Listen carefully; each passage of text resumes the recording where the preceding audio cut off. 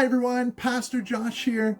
Thanks for joining us for this week's prayer focus as we strive to ask God with right motives. Did you know that our motives matter to God?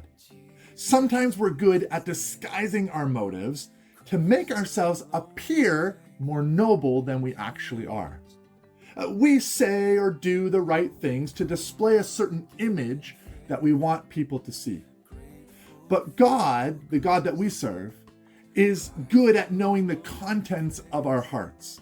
And He knows when our motives are selfish in nature. James warns us that if we ask God with wrong motives, we shouldn't expect to receive anything. James 4:3 says, "When you ask, you do not receive, because you ask with wrong motives, that you may spend what you get on your pleasures." Why do you ask God for what you ask Him for? Is it to accomplish and move forward your plans and purposes? Or is it to move forward God's plans and purposes?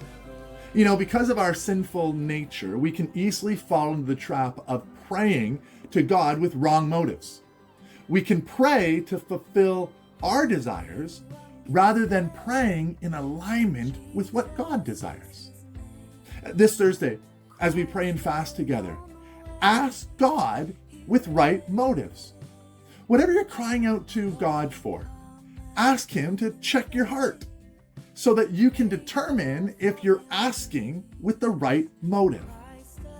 As Christians, we want to make sure that our motives are right before the Lord, because when we have the right motives and we pray according to God's will, we can be confident that God's purposes will be fulfilled.